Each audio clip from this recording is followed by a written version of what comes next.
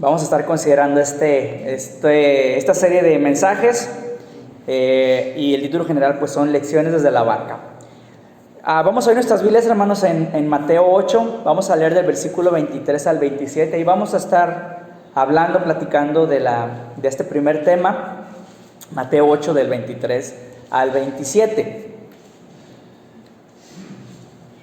Y antes de empezar, vamos a hacer una oración pidiéndole al Señor que hable a través de su palabra. Señor, gracias por tu palabra.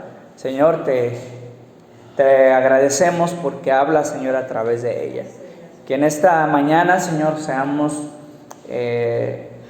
personas, Señor, que puedan recibir tu palabra, que seamos, Señor, sensibles a ella y que podamos ser hacedores también, Señor. Bendícenos. Habla, Señor, a través de ella en nuestros corazones y en aquellos, Señor, que necesitamos que esta palabra llegue, Señor, ahí y que seamos redarguidos, Señor, corregidos, instruidos en ti. En nombre de Cristo Jesús, amén. A lo largo de su ministerio, hermanos, a lo largo del ministerio de Jesús, lo encontramos, ¿verdad?, continuamente recorriendo las aldeas y las ciudades, su ministerio de predicación, lo encontramos moviéndose. Usted puede leer los evangelios y encontramos que prácticamente era un predicador que andaba por todas las ciudades, ¿no?, y las aldeas. Y continuamente también lo encontramos al Señor cruzando el mar de Galilea en barcas, ¿verdad? Continuamente vemos estos pasajes de Jesús tomando un barco y cruzando al otro lado. O también encontramos a Jesús predicando desde la barca a las multitudes. Encontramos también continuamente este escenario, Jesús hablando desde la barca y las multitudes acercándose y a escucharle. También vemos, ¿verdad?, continuamente las enseñanzas que Jesús transmitía no a las personas, sino a su círculo más cercano, que eran sus discípulos. Lo vemos, ¿verdad?, también entrando en la barca y en el traslado de en la barca hacia el otro lado, con Jesús hablándole a sus discípulos e instruyéndolos. Este tiempo, ¿verdad?, de traslado era un lugar donde había la oportunidad para que Jesús pudiera seguir enseñando de manera más íntima a los que serían después sus apóstoles, aprovechando el tiempo que tenían en la barca. Y la barca también, ¿verdad?, fue pues testigo mudo de los milagros que Jesús realizó en ella.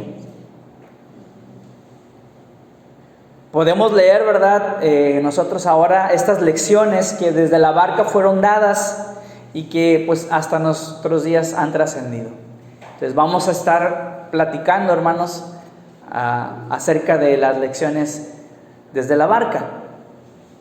Lecciones desde la barca. Y la primera de ellas la vamos a encontrar ahí en el pasaje de Mateo 8, 23 al 27, y dice de la siguiente manera el pasaje: y entrando él en la barca, sus discípulos le siguieron. Y aquí se levantó en el mar una tempestad tan grande que las olas cubrían la barca, pero él dormía.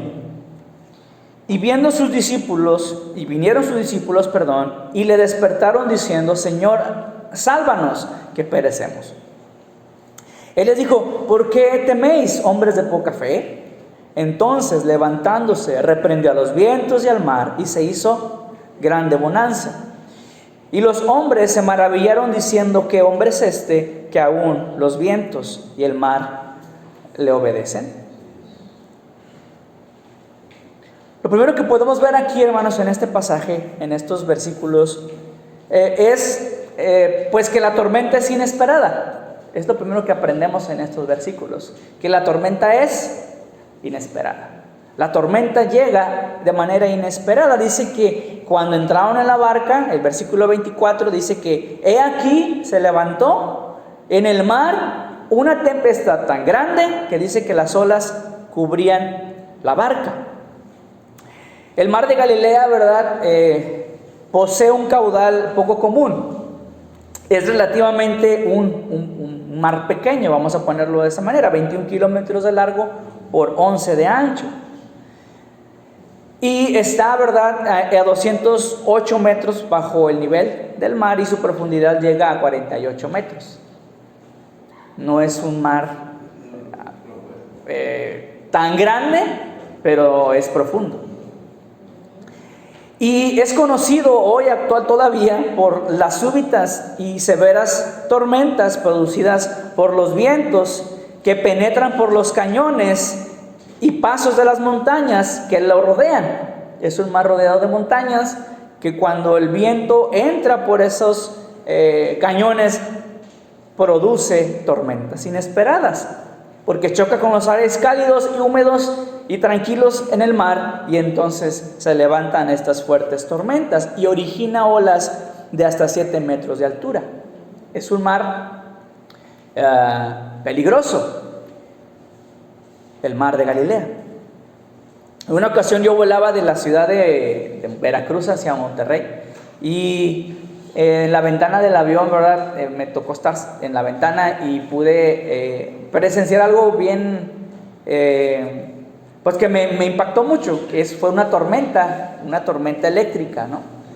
Entonces íbamos pasando y en la distancia podíamos ver los rayos que estaban cayendo o subiendo, pero era un espectáculo bien, pues era bonito verlo, ¿no? Ese espectáculo que se iluminaba los cielos, pero a la vez era como que medio aterrador, porque decías, oye, que tenía que caer uno, ¿qué pasa? No, bueno, entiendo que no pasa nada, pero sí da pues cierto temor estar en una tormenta, en medio de una tormenta. Usted puede imaginarse lo que los discípulos sintieron al estar atrapados sorpresivamente por esa tormenta, y sin duda pues el peligro en el que se encontraban por estar en medio de esta tormenta inesperada. De la misma forma, hermanos, que las olas se levantaron súbitamente y golpearon y amenazaban la barca en el mar de Galilea, de la misma manera las tormentas llegan a nuestra vida, que de manera repentina. De un momento a otro, la tranquilidad de nuestra vida se transforma. Un acontecimiento, ¿verdad?, que produce el caos en nuestra feliz vida. La pérdida de un ser querido, la noticia de una enfermedad terminal, todas ellas, ¿verdad?, pues tormentas inesperadas. En otras ocasiones la tormenta no es una gran tormenta, sino el cúmulo de pequeñas lluvias. El reajuste laboral, por ejemplo, un reajuste laboral, un recibo elevado, etcétera, ¿no? Pequeñas lluvias que de igual manera nos roban la paz, nos roban la tranquilidad, y que también amenazan con voltear nuestra barca. Y no importa cómo llegue la tormenta, no importa cómo se presente la tormenta en nuestra vida, nos hace sentir, hermanos, que las olas están a punto de hundirnos. De manera inesperada las tormentas llegan a la vida del ser humano, las tormentas de la vida, los problemas. Y cuando esto ocurre, cuando esto pasa, cuando llega la tormenta a nuestra vida, lo primero que pasa, hermanos, es que nos olvidamos de los días de paz. Lo primero que ocurre cuando la tormenta llega a nuestra vida es que olvidamos los días de paz. La tormenta llega de manera tan repentina que los días pasados, por más buenos que hayan sido, se olvidan. ¿Usted cree que los discípulos se acordaron que hasta hace un momento estaban en tierra platicando tranquilamente? Quizá estaban comiendo, ¿verdad?, un delicioso pescado, o escuchando las palabras de Jesús, Hasta hace unos minutos eso estaba pasando. Hasta hace un momento estaban disfrutando de la tranquilidad, pero ahora estaban en medio de la tormenta. Hermanos, es fácil olvidar la bondad de Dios en los días de angustia. Es fácil olvidar su bondad cuando hay tormentas en nuestra vida. Cuando el rugido del viento, cuando la potencia de las olas, hermanos, nos hacen que nos olvidemos de todas aquellas veces que el Señor nos ha sostenido. Cuando la tormenta llega, el rugido de las olas, lo escuchamos, cuando sentimos el viento, ¿verdad?, que golpea, nos olvidamos de todas las veces, de todos los días que el Señor nos sostuvo. David en el Salmo 13, del 1 al 2 dice: ¿hasta cuándo, Jehová? Pregunta David. ¿Hasta cuándo, Jehová, me olvidarás para siempre? ¿Hasta cuándo esconderás tu rostro de mí? ¿Hasta cuándo pondré consejos en mi alma, con tristezas en mi corazón cada día? ¿Hasta cuándo será enaltecido mi enemigo sobre mí? David en este momento, ¿verdad?, estaba preguntándose qué pasaba. ¿Por qué te has olvidado de mí, Jehová? Porque en los días, hermanos, de tormenta olvidamos aquellos días de paz.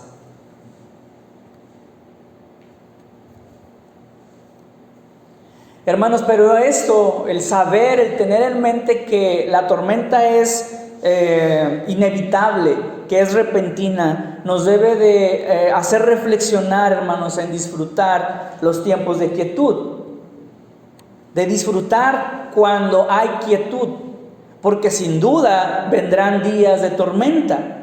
Es seguro que llegarán los problemas. Por eso nos conviene, hermanos, que disfrutemos cuando los días son calmados, cuando hay tranquilidad en la barca.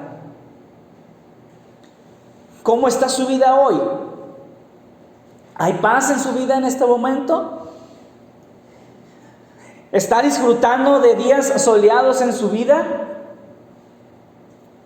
¿Cómo? ¿Y con quién está disfrutando los días de tranquilidad, de sol? Quizá está malgastando los días de tranquilidad. Los está malgastando en medio de enojos, con amarguras. ¿Cómo estamos disfrutando esos días de paz que el Señor nos regala? Cuando voy a casa, a comer a casa de mis papás, de repente están ahí los sobrinos, algunos, y cuando estamos comiendo, ¿verdad?, yo los molesto y les digo: guarden sus celulares. Estamos comiendo, guárdenlos. Y pareciera algo trivial, hermanos, pareciera algo que no tiene trascendencia, pero en realidad no lo es, no es tan trivial. Porque, hermanos, en realidad no sabemos si habrá otro momento en que podamos disfrutar del sonido de la voz de los que están con nosotros, de los seres que amamos. ¿Cuánto tiempo vamos a tenerlos? Y los malgastamos en cosas tan triviales como ver un video de YouTube. Dramático. Parece que lo es, pero en realidad no. Los discípulos, hermanos, hasta hace minutos estaban tranquilamente en la orilla, pero ahora estaban a punto de morir en la tormenta. Apenas hace unos momentos estaban con tranquilidad y ahora estaban a punto de morir. Eclesiastés 3, 1 al 4, hay una serie de reflexiones que hace Salomón, hablando del tiempo, que todo tiene su momento, de que todo tiene su tiempo. Y habla y enumera, ¿verdad? Hay tiempo de nacer, hay tiempo de morir, tiempo de plantar, tiempo de cosechar. Y al versículo 4 dice: hay un tiempo para llorar y otro para reír, un tiempo para estar triste y otro para bailar de alegría. Los tiempos, hermanos, de risa, los tiempos de alegría, ¿qué debemos que hacer? Disfrutarlos, porque no sabemos cuándo llegará la tormenta. Cómo los estemos disfrutando, con quién los estemos disfrutando, es decisión nuestra. Algunos, ¿verdad?, van y lo disfrutan con los amigos,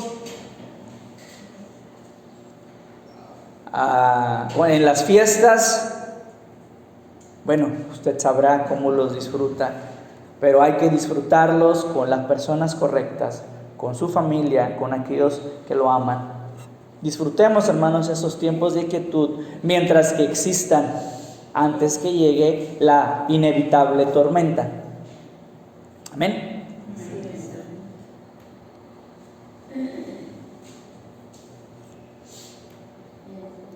Al leer este pasaje, hermanos, el que estamos leyendo, el versículo 26 yo creo que nos conmueve.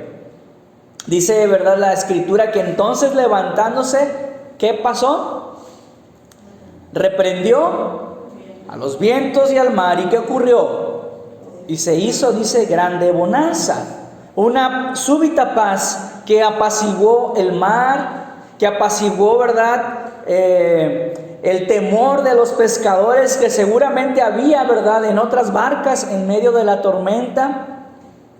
Y también de paso en los agitados corazones de los discípulos que estaban en la barca con Jesús. Una súbita paz inundó el mar, los corazones de los discípulos. ¿Le hubiera gustado a usted disfrutar de este milagro que los discípulos disfrutaron, hermanos? ¿De la paz que ellos sintieron? Yo creo que sí. Al leer, ¿verdad?, lo que hizo Jesús, dice que se hizo grande bonanza. Pero cuando leemos este pasaje, rápidamente olvidamos, hermanos, que para que los discípulos pudieran ver el milagro, primero tuvieron que sentir cómo las olas los golpeaban en la barca. Tuvieron que sentir primero el miedo a morir ahogados. Para poder disfrutar de la paz, hermanos, tuvieron primero que atravesar la tormenta. ¿Es posible, hermanos, que haya belleza en las tormentas? ¿Es posible que haya belleza en las tormentas? Sí, yo les decía que se veía muy bonitas cómo caían los rayos. A mí me gusta ver llover, no me gusta mojarme, ¿verdad? Me gusta la lluvia tranquila, no fuerte porque se me mete el agua por el techo de repente. Pero nos disfrutamos la belleza de las tormentas, de la lluvia. Hay belleza en ello. ¿Y qué me dice, hermanos, de las tormentas de la vida? ¿Habrá belleza en las tormentas de la vida? Yo creo que sí, sin duda que sí. Dice que entrando los discípulos, ¿verdad?, Jesús en la barca, sus discípulos le siguieron. Se levantó una tormenta, una tempestad tan grande que las olas cubrían la barca, pero él dormía. Vinieron sus discípulos y le despertaron diciendo: Señor, sálvanos, que perecemos. Señor, sálvanos, que perecemos. Hay belleza, hermanos, en las tormentas, y esto que estamos leyendo nos ayuda a ejemplificar perfecto esto. Que hay belleza en las tormentas, porque, hermanos, las tormentas nos obligan a deshacernos de los aparejos. Las tormentas nos obligan a deshacernos de los aparejos. Hermanos, mientras que el mar estaba tranquilo, los discípulos navegaban bien a gusto. Iban bien a gusto ellos en su barco navegando. Me imagino que haciendo chistes, ¿no? A lo mejor disfrutando el momento. No extrañaron a Jesús mientras ellos estaban disfrutando el mar, pero la tormenta los sorprendió. Ahora, ¿qué hicieron primero los discípulos? Esto nos imaginamos, porque todos ellos eran pescadores, o la mayoría tenían este oficio, un gran porcentaje, vamos a ponerlo así, eran pescadores. Sabían, hermanos, eran hombres curtidos en el mar, que seguramente habrían visto y habrían estado en otras tormentas en el mar de Galilea. Imagino a Pedro, por ejemplo, mostrando calma y diciéndole a los demás: tranquilos, estas tormentas son normales aquí en el mar de Galilea. Ustedes tranquilos, ya pasará la tormenta. Tranquilícense. Pero hermanos, la tormenta no parecía menguar, sino que al contrario arreciaba. Entonces estos experimentados pescadores, hermanos, pues aplicaron todo lo que sus años de entrenamiento les habían enseñado. Pusieron todo su empeño, todas sus fuerzas para tratar de mantener el barco a flote. Yo me imagino a Pedro y a Andrés, ¿verdad?, gritando instrucciones a los demás: hay que bajar la vela, desháganse del peso muerto, tenemos que estar más ligeros. En una de esas, hermanos, los más espirituales se les ocurrió lanzar a algún otro discípulo por la barca. Agárrate a Judas, aviéntalo por la borda, como al profeta Jonás, para que la tormenta se tranquilizara. Pero aún a pesar de sus esfuerzos, las impetuosas olas, hermanos, seguían entrando a la barca, seguían entrando y cubriéndola. Hermanos, las tormentas son bellas porque nos obligan a deshacernos de los aparejos. Como los discípulos, cuando las tormentas, hermanos, llegan a la vida, intentamos por nuestros medios solventar la situación. Pensamos: bueno, esto ya ha ocurrido antes, esto ya me ha pasado otras ocasiones, en definitiva puedo resolverlo. Entonces hacemos, hermanos, lo que nuestra vasta experiencia nos dicta, lo que creemos que es lo mejor. Incluso como cristianos, hermanos, a veces nos enfrentamos a este tipo de situaciones y pensamos que podemos afrontarlas. Yo soy fuerte. Pensamos, hermanos, que el conocimiento teórico, que el conocimiento bíblico es suficiente.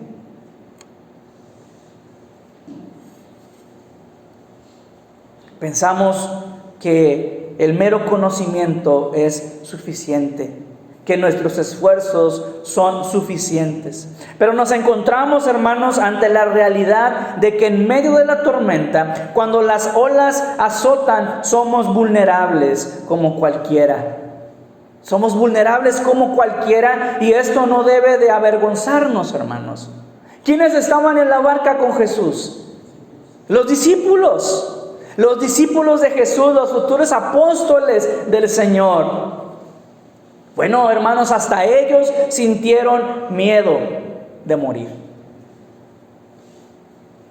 Es, hermanos, en el tiempo de la tormenta, cuando hemos agotado nuestras fuerzas, cuando hemos hecho todo lo que estaba a nuestro alcance, hermanos, ese momento, cuando ya la tormenta está en lo más recio de ella, el momento es propicio para tirar los aparejos. En náutica, los aparejos, hermanos, son el conjunto de velas, de los palos, ¿verdad?, que permiten que la embarcación se mueva. Esos son los aparejos. Pero también es el conjunto de instrumentos, de herramientas, de objetos necesarios para poder realizar algún trabajo o acción.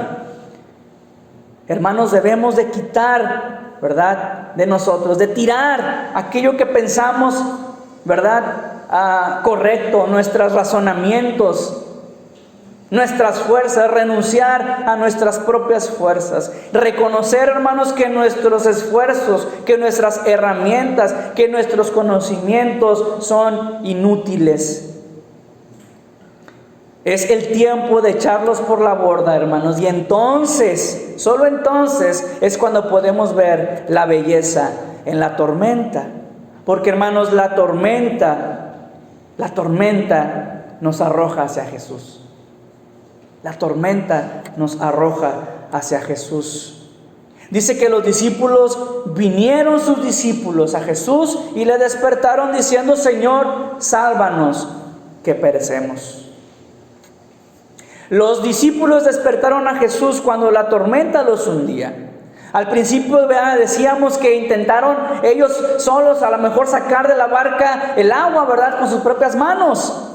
Pero se sintieron superados y entonces voltearon a ver a Jesús cuando ya no había más que hacer. y voltearon a Jesús para pedirle su salvación. Señor, sálvanos que perecemos. Hermanos, Dios nos habla a través de las tormentas. Para mí es claro que Él habla en medio del sufrimiento, que me llama, que nos llama, hermanos, a dejar de intentar por mis fuerzas, por nuestras fuerzas, y entonces voltear a verlo a Él para ser salvo. Conversaba con una joven madre que recientemente perdió a su marido.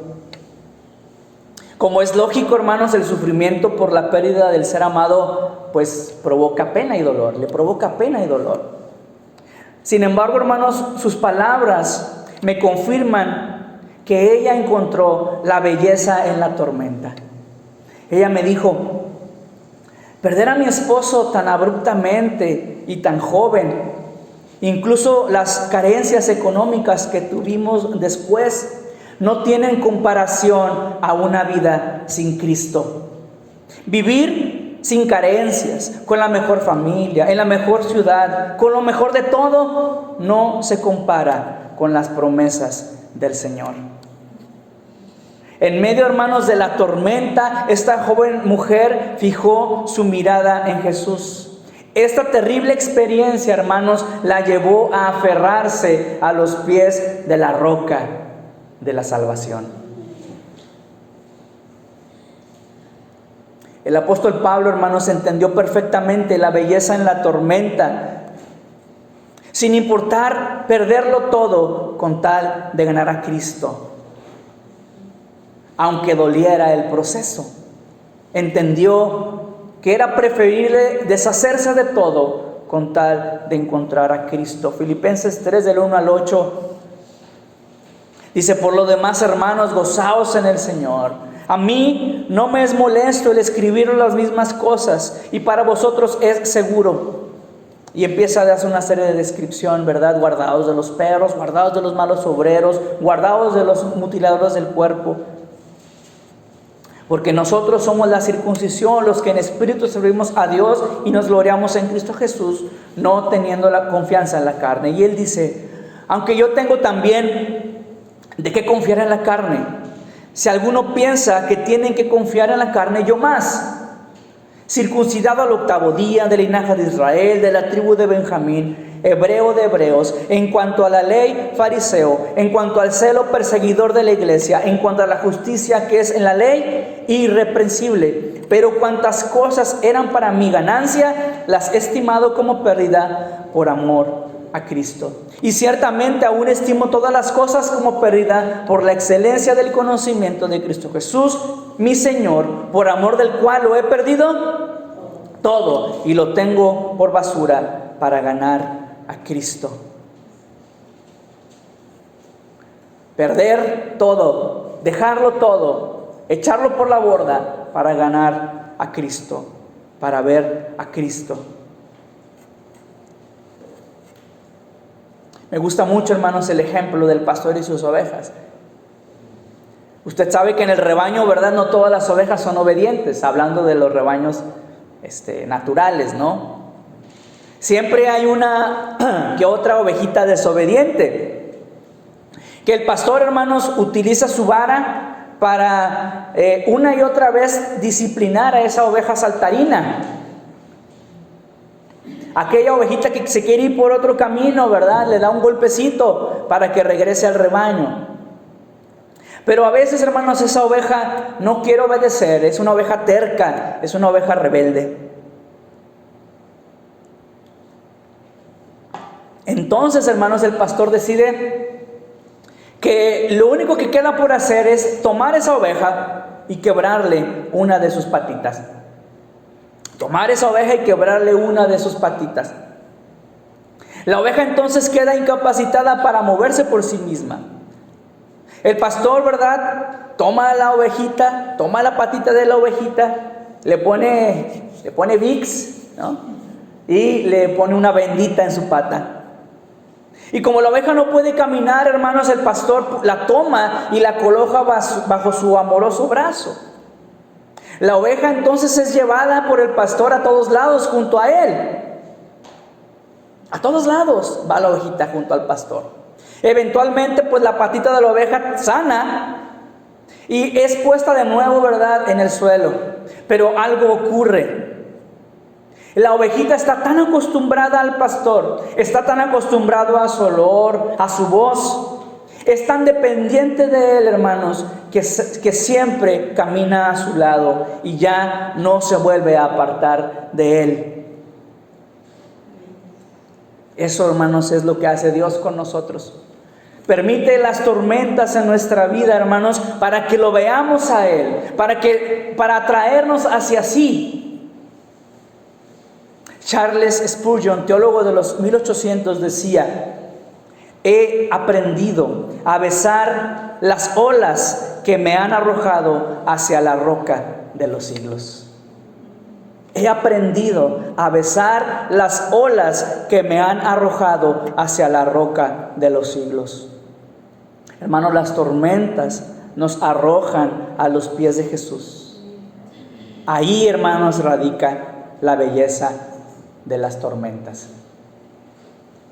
Si usted está atravesando un tiempo de tormenta, si está atravesando problemas, hermanos, hay que fijarnos en Jesús. Hay que voltear a ver al Señor. Hay que deshacernos de todo lo que nosotros traigamos, nuestras ideas, nuestros conceptos, nuestras fuerzas, para poder entonces voltear a ver a Jesús. Y agradecer, hermanos, que la tormenta nos lleve hasta sus pies. Vamos a orar.